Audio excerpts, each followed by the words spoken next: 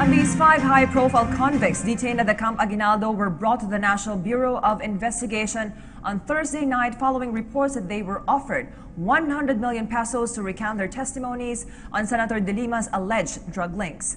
Among those who were brought to the NBI were Herbert Colango, Rodolfo Magleo, Engelberto Durano, Edgar Cinco, and Clarence Dongail. It can be recalled that Justice Secretary Vitaliano Aguirre II bear the offer for the inmates to retract their testimonies against De Lima. He said former Senator Jambi Madrigal and Laguna Representative Marlin Alonte Nagyat were behind the offer. Both Madrigal and Alonte denied the accusation. Senator De Lima also reiterated she has no personal ties with the said personalities. Sir, can you clarify, is that an affidavit or a report? A signed affidavit, sir? Mere letter. Parang letter to the President. Yung isa, August 4, 2016.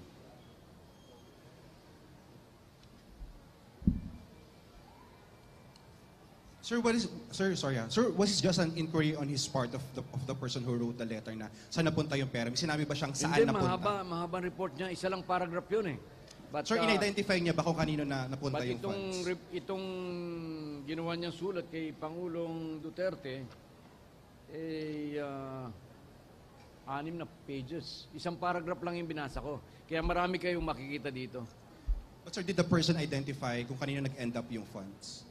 Kay Secretary De Lima daw nga, doon din lang ng mga NBI. So, yan ang sagutin mo, Secretary De Lima. Do not be, masyado kang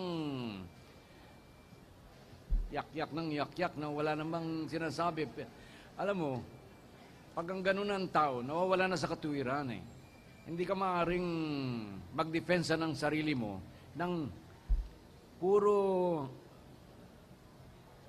accusation lamang na walang pruweba. Katulad ni sinabi ko kahapon, pag ikay nag-akusa, dapat may pruweba ka. Nasaan yung pruweba mo na itong mga inmates na ito'y tinakot o binayaran, tinorture? Hindi po ganun. Alam mo naman yan eh. Alalahanin mo, Secretary De Lima, Senator De Lima, ako, sinasabi mong merong mga taong parang naapakan mo nung mga nakaraang ikaw ay Secretary of Justice. Pero ako po, Secretary De Lima, kailanman ay ako'y hindi kita naapakan o hindi tayo nagkatalo. As a matter of fact, we are both from Zambeda. Pero ang sinasabi ko, ginagawa ko lamang bilang Secretary of Justice ang pag-imbestiga sa'yo, sapagkat sa aking paniniwala ay sobra-sobra ang ebidensya na ikay nakinabang sa illegal na droga sa Bilibid. Kaya't yan ang sagutin mo. Do not be hysterical. Hindi ba pwede yung maging hysterical ka, otherwise mawawala ka sa depensa mo.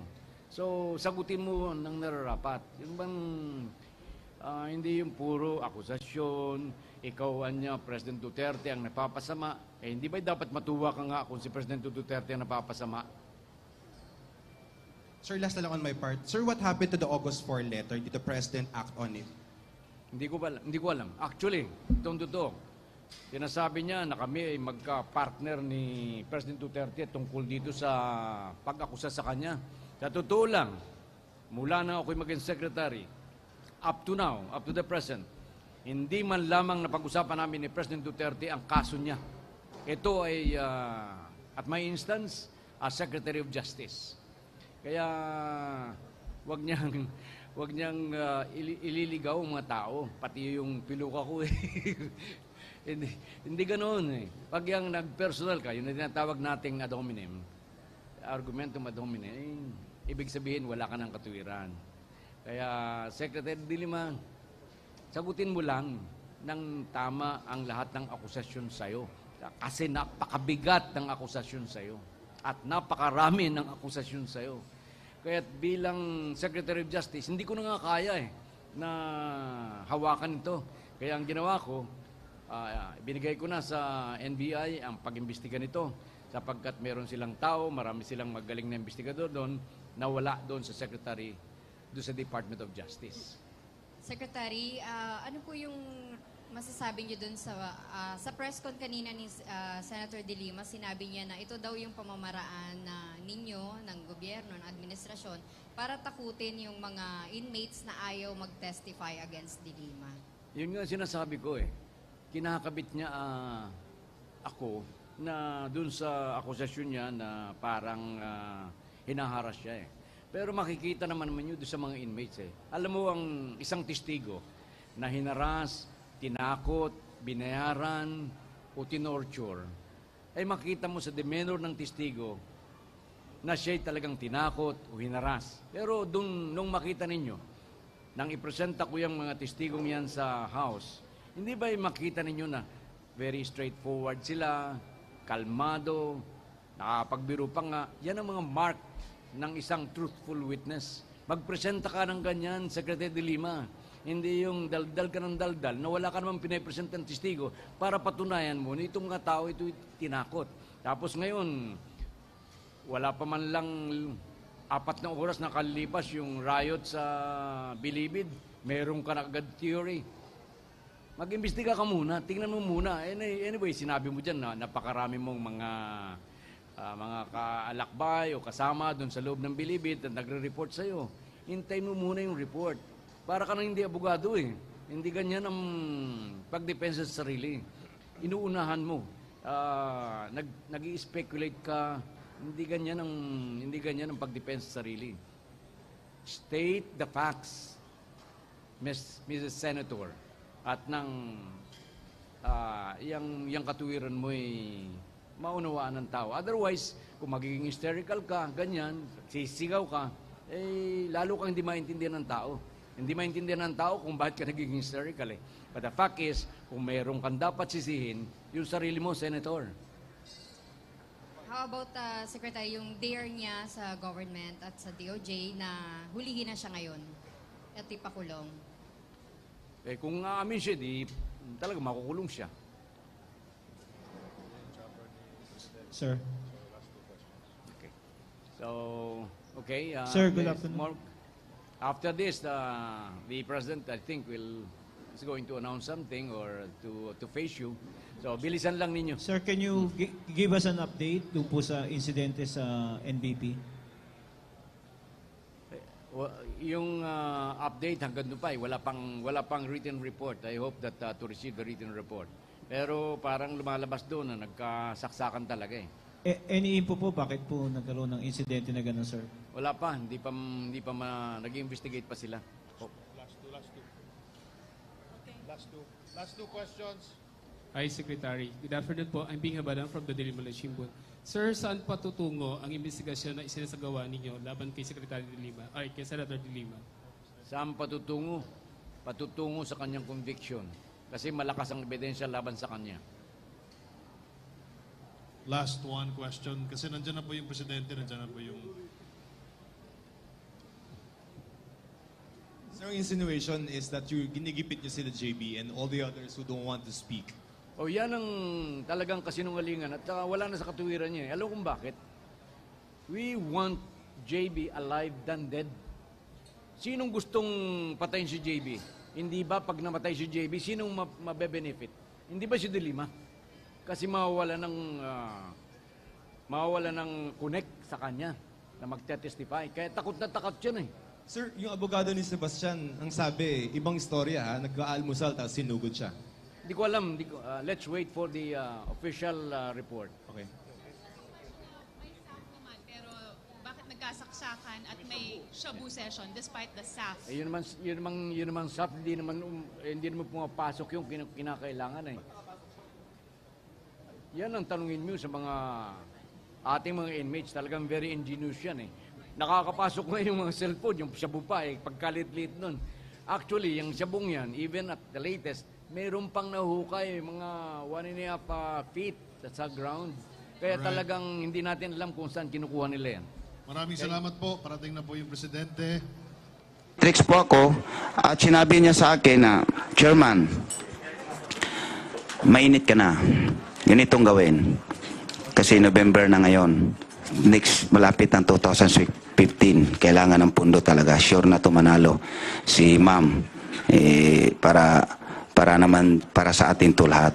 So sabi ko po ni Sir Juniel, ano po, ganito pong gawin, kukuha ka ng 30 kilos na mga big, kasi marami ang Chinese mo dito mga big time, halos nandito sila, opo. Kunan mo ng pinakabang 30 kilos to 50 kilos. Pagkatapos ng kuha, ititix mo, patix mo kay Rio, o ititix mo sa akin, yung full name ng Chinese para itapon natin. So, alimbawa, pag makuha ko yung 50 kilos, ipo-forward ko yung pangalan ng buo para itapon agad nila. Sila na bala ni Sir Ronnie Dayan, ni Secretary de Lima. Ganun po. At ang sabi ko po, pag-isipan ko po yon.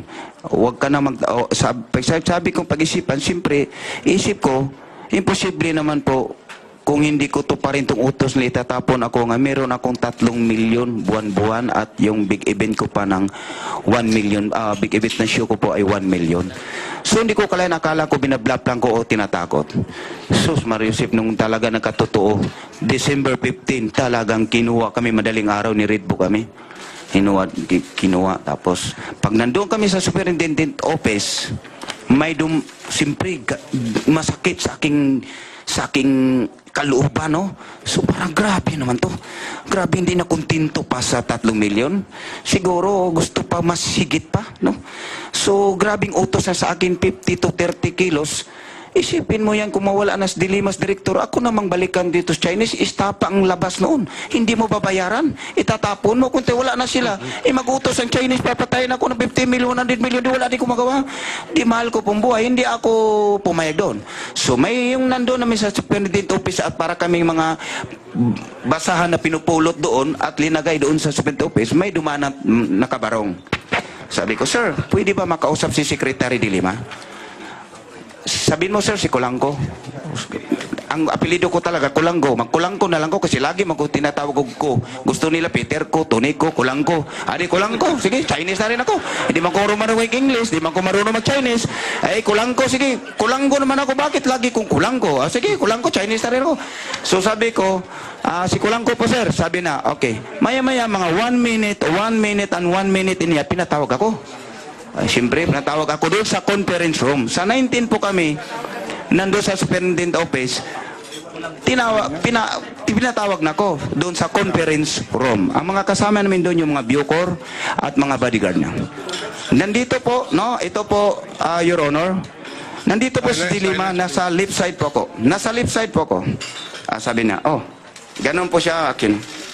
Sit down daw, sit down. Sabi ko po, dito si Secretary de Lima po. Sabi ko na, sabi niya, ma'am, pwede paluin mo yung yung security, baka marinig.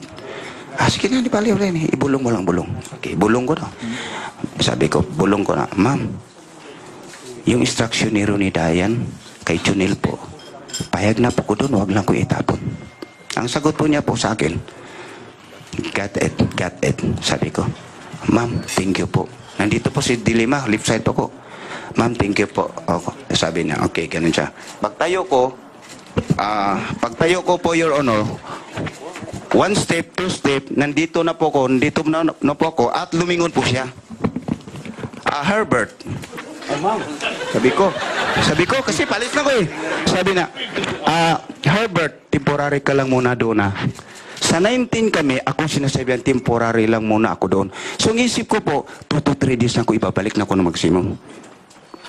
Natuluyan pa ako, hindi na ako binalik. 8 months na po ako sa NBI. Dahil, hindi na ako binalik, sinulo na ni GB lahat, ni Sebastian, ang aking area sa Carcel side. Lahat. Yun po ang nangyayari po.